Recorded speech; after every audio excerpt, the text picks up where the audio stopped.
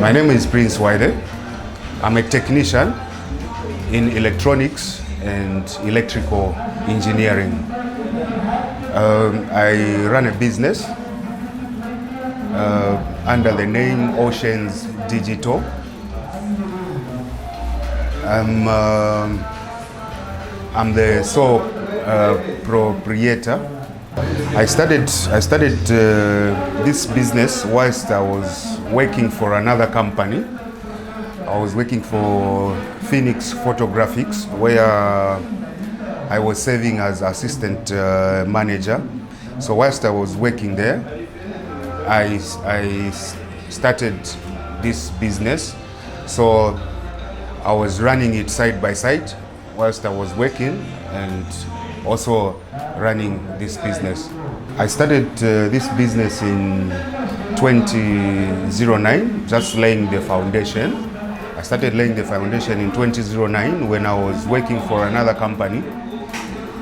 I was working for Phoenix Photographics, where I was working there as assistant manager. Then in 2010, I decided to quit my job and I went flat out doing my business.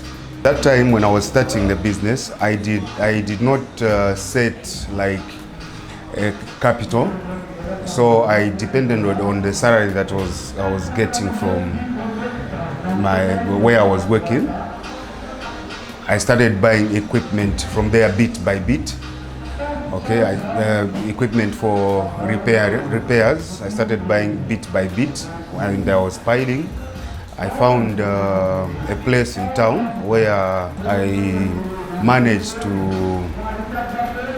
where I started the setup. I started the setup from there. Yeah, my business is registered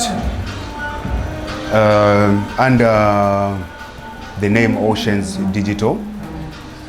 I registered the business in 2010 when I just went flat out into it, because I started the business in the central business area of Lusaka. So there it's not easy to run a business that is not registered, because time and again you get to meet officers from ZRA, you get to meet officers from Lusaka City Council. So my friends encouraged me to register the business. That was in 2010.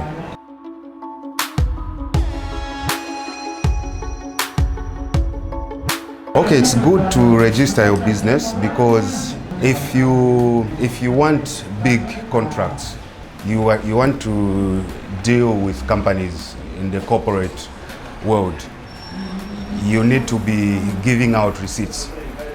You need to be giving out quotations. Okay, sometimes you deal with a company and they would want to give you like your payment like in a check form.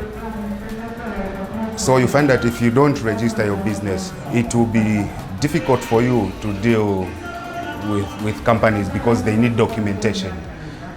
They need to document the transactions that you are doing. They need to be documented. And the other part is, like I mentioned earlier on, if you want to advertise your business, you still need documents.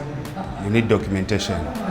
And time and again, in the central business area here, this is where you find, most of the times you are visited by officers from ZRA, that is our revenue authority company. Sometimes you are visited by officers from Lusaka City Council, even healthy officers from Ministry of Health. They would pass to check. So for you to manage, you really need to have your business registered, and you have to be compliant with most of the requirements.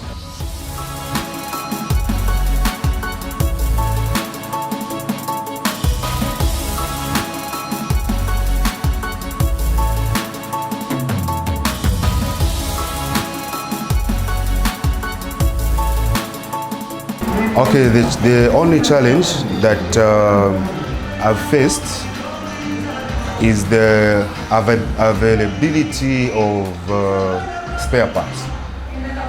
Because here in Zambia, there's no company that manufactures digital cameras. So you find that whenever you need spares, it's either I order them online or I buy cameras from within. Okay, so that has been a challenge for me, because even the ordering of spares, sometimes you find that you will order something online, and by the time it comes here, it takes about a month or so. So there are some clients who don't have that patience to wait for that long, and that way I tend to lose some of the business that I was supposed to have. And apart from spare parts, I've had a challenge from a serious challenge actually from 2018, when the COVID issue started, because I was relying on the few trips that I was taking to South Africa, because that's where I was buying most of the cameras that I was stripping for spares. So when the borders were closed because of COVID, that also became a challenge to my business. So even up to now, there are a bit of challenges like traveling.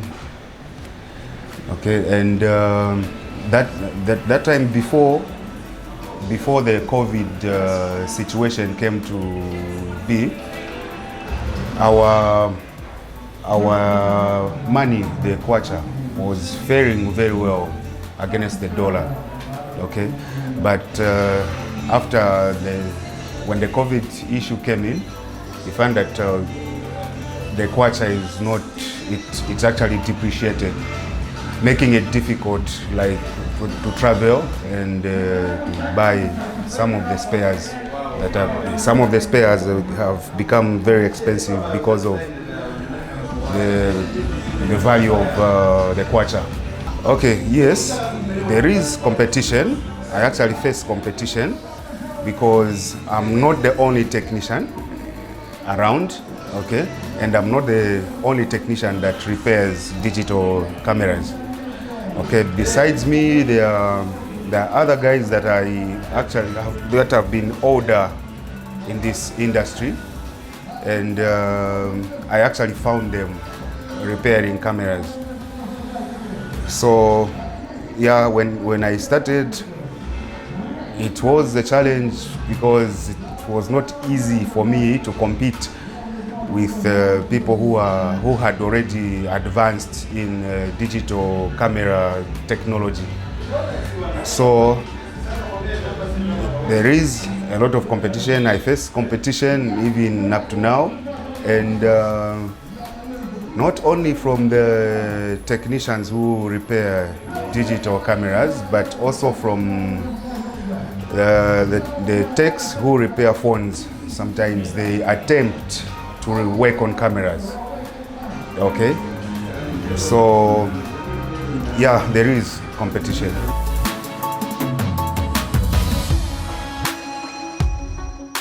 Usually what happens, there's a procedure that I follow when clients bring their digital cameras for repair. First of all, when a gadget comes in, I have to check if it has already been opened before. Okay, I have to check if the screws were not tampered with. Okay, then the next thing will be, if the camera has been tampered with already, I'll tell the owner to say this camera has been tampered with. then most of the times once we agree with the client that the gadget has been tampered with already, usually I open it in front of I open it before him so we can get to see. Even he could get to witness, okay, if there is any extra damages that was caused by the previous technician who opened it. So in such a way, it also protects my job, because the client will be able to see that this camera has been tampered with, or maybe some things are missing inside. Okay, then that also can affect my work.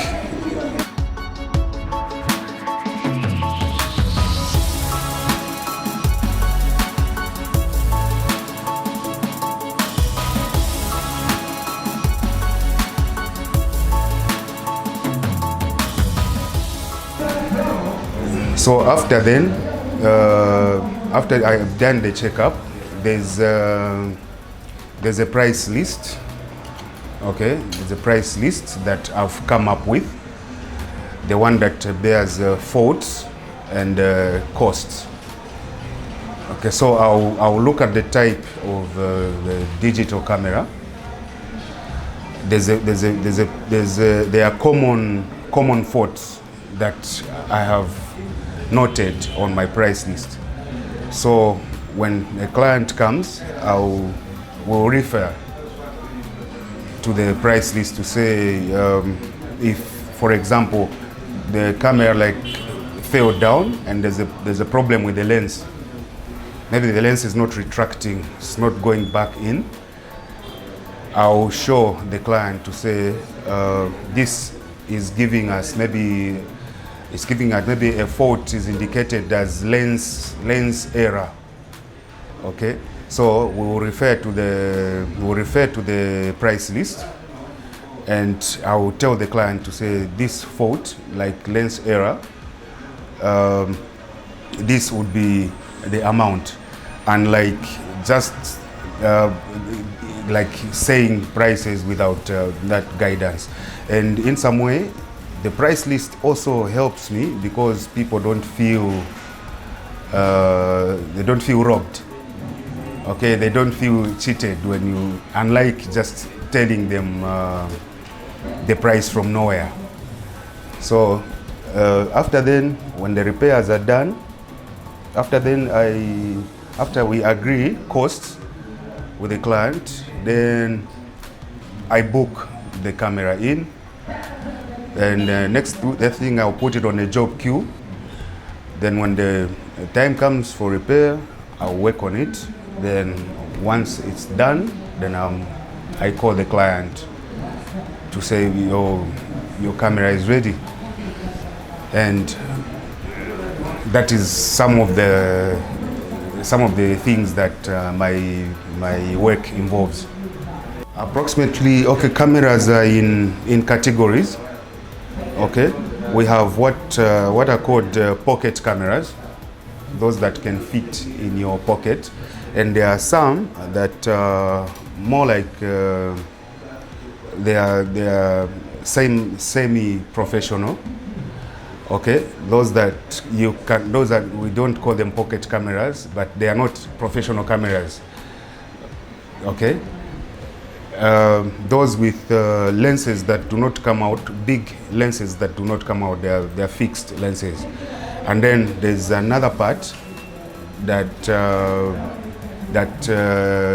I grade as professional. Okay, and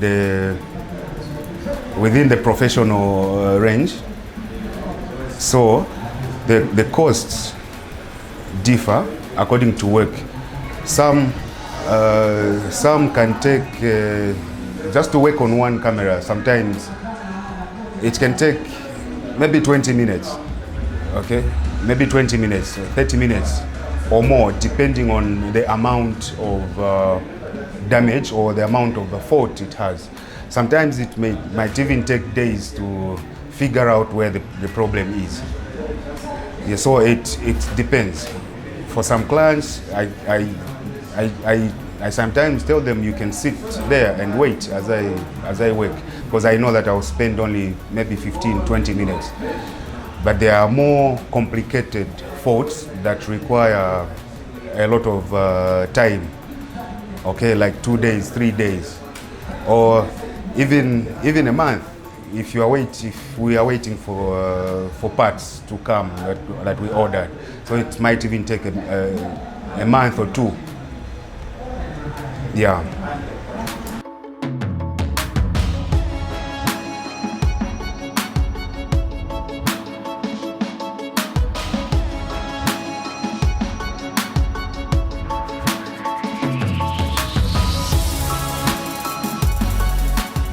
I've achieved a number of things because right now I've even ventured into agriculture.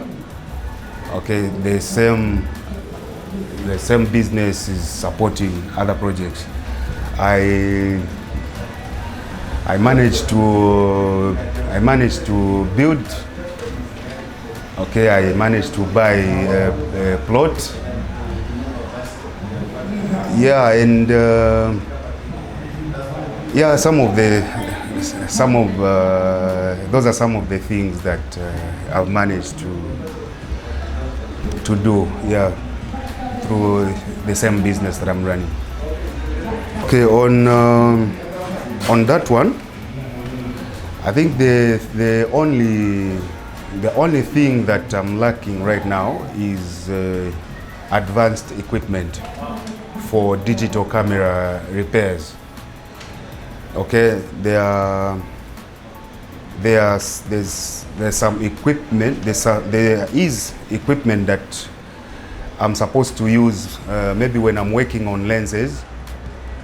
After working on a lens, there are special machines that I'm supposed to use to see if the work has been accurately done.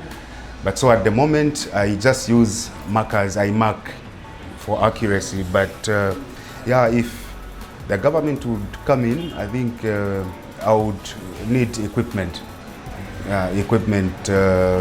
for digital camera repairs. Okay, I would like to encourage the people out there that, you know, nothing is impossible. Okay, all you need is to persevere. You will face challenges when you are starting a business, especially when I was starting this business. Most people thought that it's not going to work because this kind of technology, that like digital cameras, is not something that is common. Okay, this side of the world.